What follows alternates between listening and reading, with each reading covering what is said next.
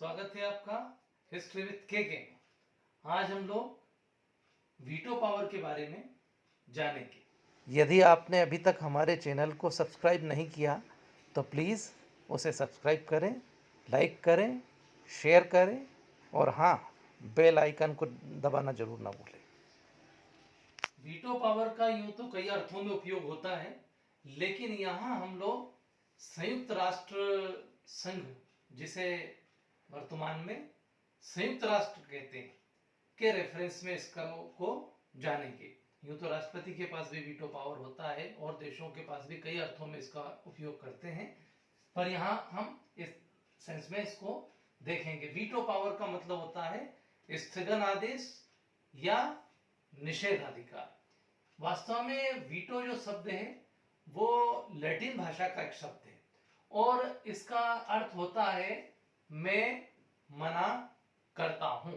मतलब यहां निषेध है, तो मैं मना करता हूं, इसका एक शाब्दिक अर्थ है।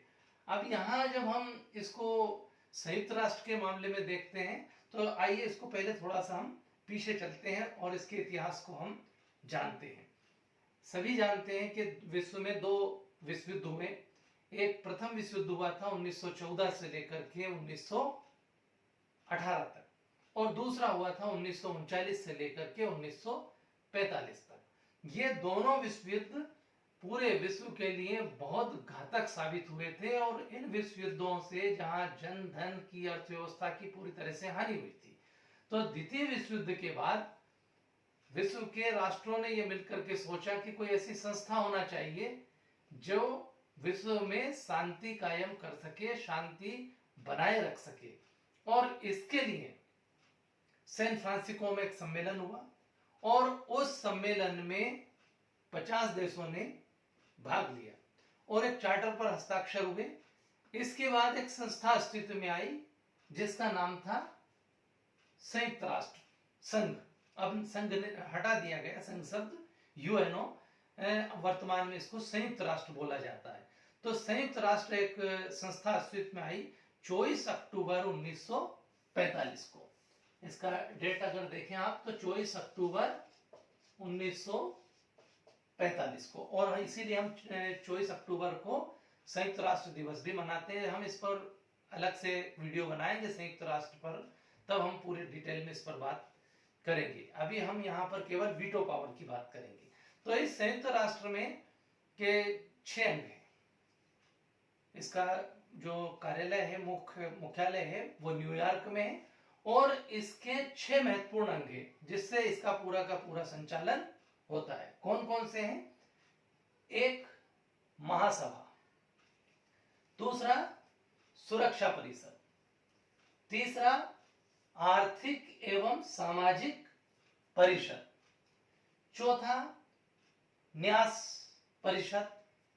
पांचवा, अंतरराष्ट्रीय न्यायालय। छठा, सचिवालय। यहां पर अभी हम इन अंगों की पूरी चर्चा नहीं करेंगे। मैंने जैसा कहा कि संयुक्त राष्ट्र पर जब हम वीडियो बनाएंगे तो बात करेंगे। अभी यहां हम बात कर रहे हैं सुरक्षा परिषद की। क्यों? क्योंकि इस वीटो पावर का संबंध इस सुरक्षा परिषद से। सुरक्षा परिषद संयुक्त राष्ट्र की एक महत्वपूर्ण संस्था है। क्यों? क्योंकि दुनिया की सुरक्षा और शांति व्यवस्था बनाए रखने की जिम्मेदारी इसी सुरक्षा परिषद की है। इसीलिए आप देखेंगे कि दुनिया में सुरक्षा और शांति बनाए रखने की जिम्मेदारी किसके ऊपर है? स्वाभाविक जवाब है, पुलिस के ऊपर। तो इसको दुनिया का सिपाही भी कहा जाता है, इस सुरक्षा परिषद को। और इस सुरक्षा परिषद में 15 देश हैं। सुरक्षा परिषद में कितने देश हैं? याद रखें, 15 देश हैं। और इन 15 देशों में 5 स्थायी हैं और 10 अस्थायी है। अब अस्थायी का क्या मतलब हुआ? यहाँ 10 अस्थायी जो देश है उनका 2 साल के में चुनाव होता है। जैसे हमारे यहाँ राज्यसभा में सदस्य आते रहते हैं, रिटायर्ड होते रहते हैं और नए आते रहते हैं, तो इस तरह से ये 10 अस्थायी है। तो ये जो 5 स्थायी देश है इनका बहुत महत्व है, क्योंकि इन्हीं 5 देशों को वीटो का अधिकार है। अब ये 5 देश कौन से हैं? ये 5 देश हैं ABCRF, इस तरह से इसको याद रख सकते हैं। ए मतलब अमेरिका, बी मतलब ब्रिटेन, सी चीन, आर रूस, एफ फ्रांस। तो इस तरह से 5 देश हैं, अमेरिका, ब्रिटेन, चीन, रूस और फ्रांस। तो सुरक्षा परिषद में किसी भी प्रस्ताव को पारित करने के लिए इन 15 देशों का में से 9 देशों का सहमत होना जरूरी है। यानी 15 देशों में से 9 वोट अगर सहमत है, हाँ में है, तो वो प्रस्ताव पारित हो जाता है। लेकिन यहां शर्त यह है कि इन 5 देशों का सहमत होना जरूरी है। चाहे 14 देश एक तरफ हो जाए, लेकिन इनमें से एक भी देश सुरक्षा परिषद में लाए हुए प्रस्ताव पर एक भी देश असहमत हो तो वो प्रस्ताव पारित नहीं होता है। यही इनका वीटो पावर है इन देशों का। इसी को स्थगन आदेश, इसी को निषेधाधिकार कहते हैं। कहने का मतलब हुआ कि सुरक्षा परिषद में जो 5 स्थायी देश हैं, किसी भी सुरक्षा परिषद के प्रस्ताव को पारित करने के लिए उन 5 देशों की सहमति आवश्यक है। यदि उसमें से एक भी देश मना करता है तो वो प्रस्ताव खारिज हो जाता है। तो इस तरह से ये इन 5 देशों को ये विशेष प्रकार का अधिकार है।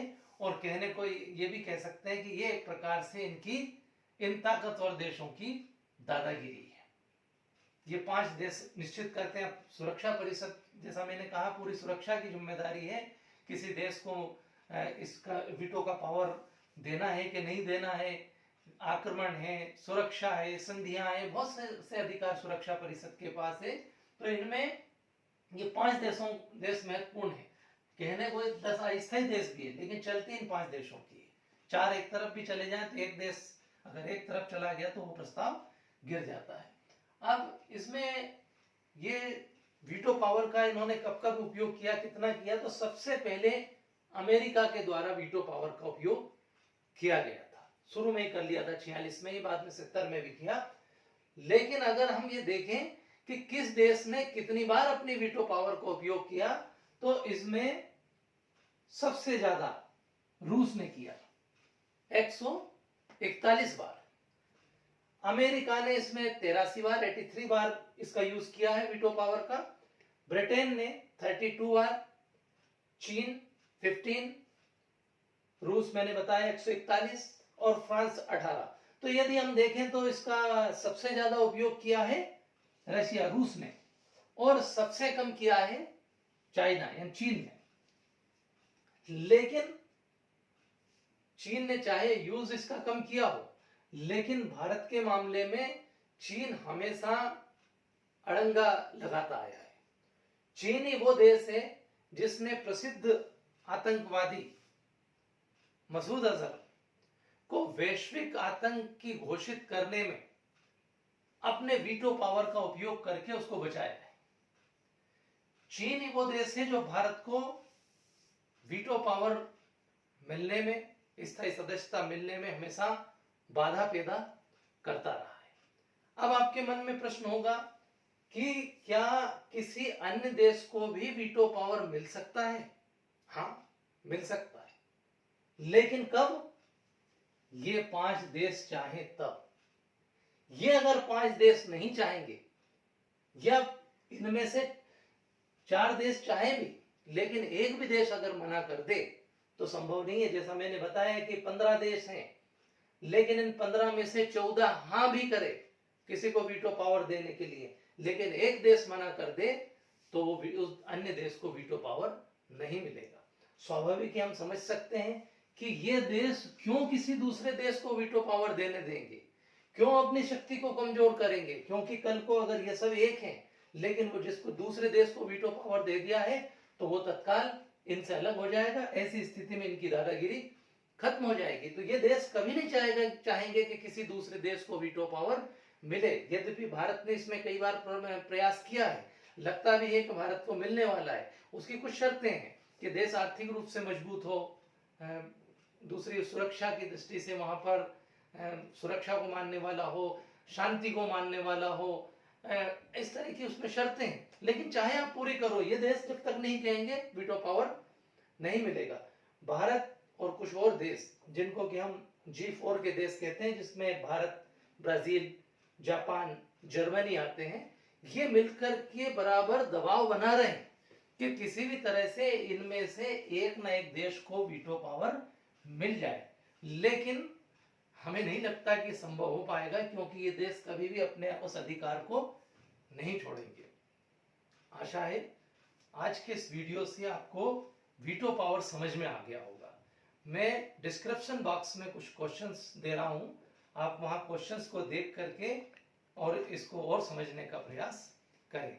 Thank you very much.